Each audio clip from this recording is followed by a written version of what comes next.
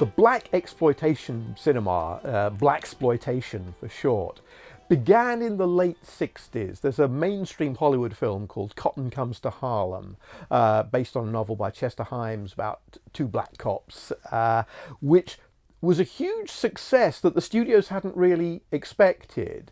And that led to Hollywood studios, like Warner Brothers, basically The Man, deciding that they would not only make films for black audiences, but they would probably get black creative people to do them. So there was a search for black directors.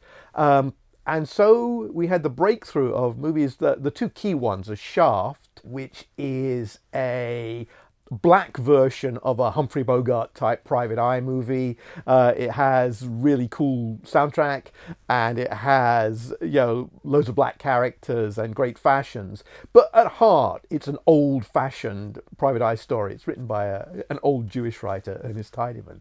And then that was followed by Superfly, which was slightly more street, literally. It was about a black drug dealer, not the kind of person you would see as a hero in most movies. About the same time, it's the kind of person Clint Eastwood would have got rid of in two scenes or one scene. Both these movies were not only huge hits, but they had huge record album tie-ins. And the surprise, I think, for the studios was it wasn't just black audiences who liked these films. These movies were big hits across the board. And particularly with, white fans of soul music went and saw these movies. And so this set off a kind of craze to make films where you could put a black guy or a black girl on the poster, have a soul music soundtrack album, and you would hit all the exploitation circuits, the drive-ins, but also you'd get first-run theatres would go and see it. American International Pictures, who were not a major studio, looked around and started thinking, well, we know that a black Private Eye movie or a black cop movie will work. And there was a sort of started to be a craze for what other kinds of movies could we do black? And they worked out that horror films, which AIP had a long history with, they'd made the Roger Corman, Edgar Allan Poe, Vincent Price movies, and a bunch of other gothic-type horror films. They had a quite sizable black audience in America. And so, obviously, the idea is, well, let's make a horror film fronted by black characters for a black audience. Other people around the same time were doing similar sort of things. There's another black vampire movie called Ganja and Hess, which is much more thought through in terms of being about voodoo and African-American culture and all this kind of stuff. AIP didn't want any of that. They thought, well, what we want is Blacula, a black vampire movie. And it's one of those things where the one-word title is good enough. It tells you exactly what the pitch is. Apparently, their first thought was to do something kind of jokier than the film ended up, although the film has a certain degree of humour. And so their original idea was that the lead character was going to be somebody a bit more like Richard Pryor, who would be a kind of typical modern-day African-American character. He was going to be called Andrew Brown, after Amos and Andy, the blackface comedians, actually, although they were also later played by African-American comedians. But then they were looking around for who could play Blacula, and they went to William Marshall, who was a distinguished stage actor, but also one of those faces you saw a lot on television in the 60s and 70s. He lived in Britain for a while and was in things like Danger Man, wherever Patrick McGoohan would do a case which involved an emergent African nation, there would be William Marshall playing the president or the general who was behind the coup. And he went back to America and then did the same act on lots of things like The Man from U.N.C.L.E., the Tarzan TV show. He's in Star Trek. But he was actually rather difficult to cast when street level black movies became popular and fashionable, because he was not a street level actor. He was the kind of person who could play princes and generals. He'd be a great Othello, but he couldn't play Shaft.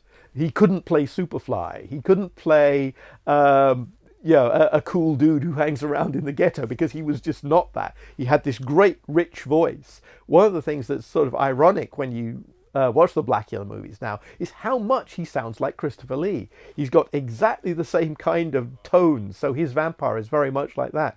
So Marshall actually got involved in the conception of the storyline and the character of the Black Dracula, and he came up with the notion that the Black Vampire would be an African prince who'd been cursed by Dracula in the 18th century and was unleashed in modern Los Angeles.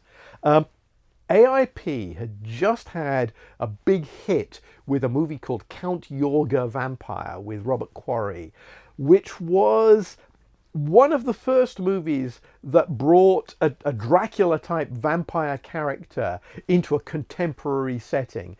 The villain is very like Dracula. He's a East European aristocrat in a cloak with fangs, but he's inhabiting a very laid-back contemporary California. It looks a bit like an episode of the Rockford Files. Lots of sort of new age hippy-dippy spiritualism segueing into vampire mythology, and also a kind of viciousness and an attack that the Hammer films at the time weren't doing. Hammer then made Dracula AD 1972, which was sort of an imitation of the Count Yorga movies. Blacula is kind of an imitation of Count Yorga, but with a black lead character.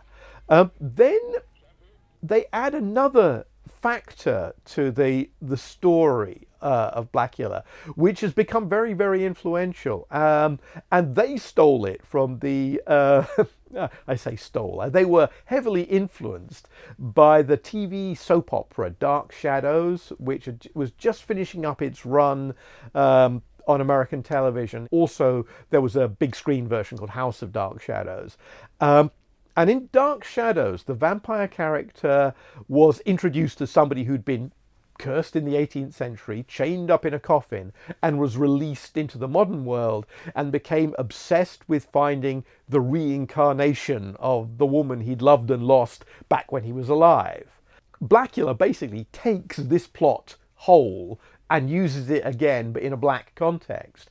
It's something that then turns up quite often in vampire movies. It's actually what Francis Ford Coppola uses in his version of Dracula. The idea that Francis Ford Coppola's Bram Stoker's Dracula is fundamentally an imitation of Blacula is kind of strange and surreal. However, it's true.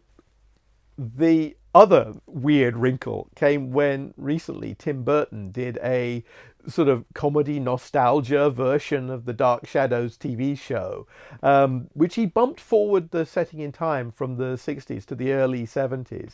And he stressed the music of the period and the weird fashions. So Tim Burton's Dark Shadows is kind of like a whitesploitation imitation of Blacula. Stephen King's Salem's Lot actually borrows quite a bit from Blacula as well, which is another sort of strange left field kink in the whole sort of vampire whose taint spreads through the community. There's a sequence in Salem's Lot where a middle-aged woman becomes a vampire in a morgue, which is sort of basically scene for scene from Blacula.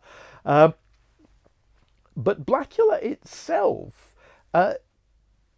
is sort of a strange black exploitation picture, because the hero is ostensibly, he's a sympathetic vampire, because all he wants to, he's been cursed by a truly bad person. We learn that not only is Count Dracula ultimately evil. He's also a racist and a supporter of the slave trade, and he curses Mama Waldy, the prince, for daring to ask him to sign a petition against slavery. He also really fancies Mama Waldy's girlfriend as well, or wife.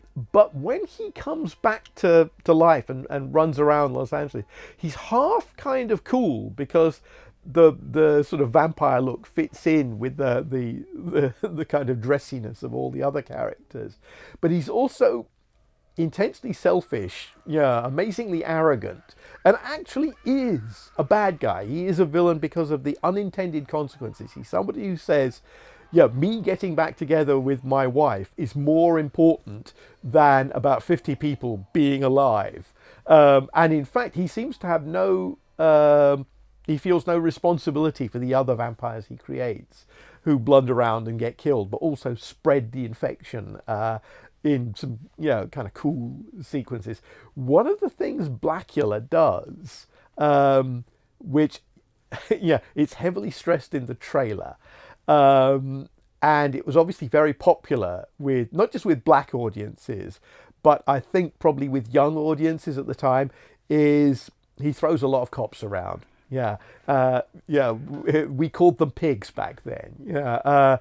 And this was after various riots and civil rights demonstrations that ended in what they called police riots. And so you have lots of scenes of uniformed cops in those white crash helmets being bitten, broken, tossed around, beaten up. And you can imagine what movie theaters in Watts in Los Angeles or Harlem in New York felt at scenes like that. So Mama Waldy was a hero to that audience, although the film strangely is rather sympathetic to its main cop characters. Even the white cop on the case is actually quite a decent bloke. Usually the worst role in any black exploitation film was the token whitey, because there would have to be somebody who summed up all the worst kind of bigoted cop officialdom, and it was usually played by somebody sort of middle-aged and swarthy who swore a lot and was gratuitously rude to everyone, and therefore made the black hero, no matter how bad he was, look good, because at least the black hero would have great fashion sense, and would be surrounded by really beautiful women.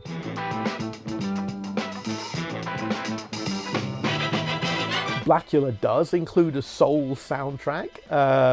It takes pause in a night spot for a couple of pretty good songs. That was felt to be an essential of black exploitation cinema. And it's quite a new thing in horror. You did, in the 70s, start to hear more and more moments in horror films where there'd be a song or cool music playing. I think possibly because the opportunities to do that in Hammer films were limited because they mostly had period settings. The one time Hammer tried to use a pop song in a film in Lust for a Vampire was one of the weakest points in their entire output. Blacula is quite liberal in its representation, not just of black people. There's some gay vampires in there as well who are sympathetically presented. Although one of the things that I found really striking watching the film again is how prejudiced the gay people's friends are. They toss the word faggot around, even though they seem to like these people. They're bigoted against them. And that's the black characters as well as the white characters. There's a lot of coolness in some of the incidental casting.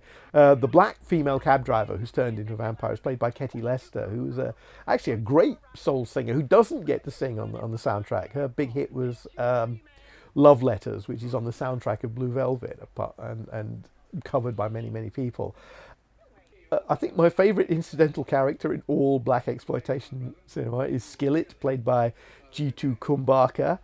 He's the person who comments that Dracula is one strange dude.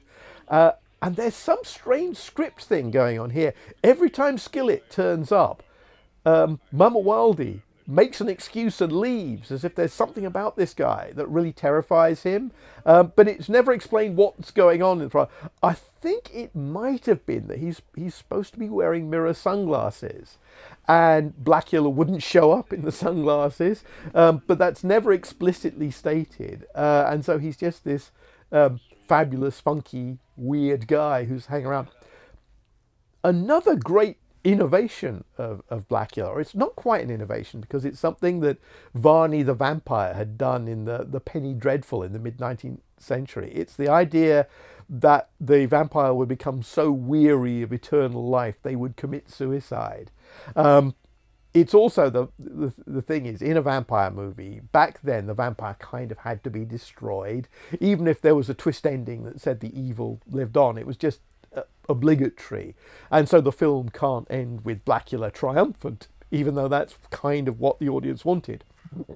So Blacula here exposes himself to the sun and decays. This was a big thing in vampire movies in the 60s and 70s. The increasingly elaborate disintegration effects. In fact, vampire movies still make a fuss about this. I think the modest innovation of Blacula is it's the first vampire disintegration which involves maggots. when Blacula is exposed to the sun and decays, there are squirming maggots in the mess of his face, which is an astonishing sight. I remember I saw this film when it came out. I remember that being kind of the most gruesome detail. So Blacula was a huge hit, and that naturally sent AIP thinking, well, we'd like that again.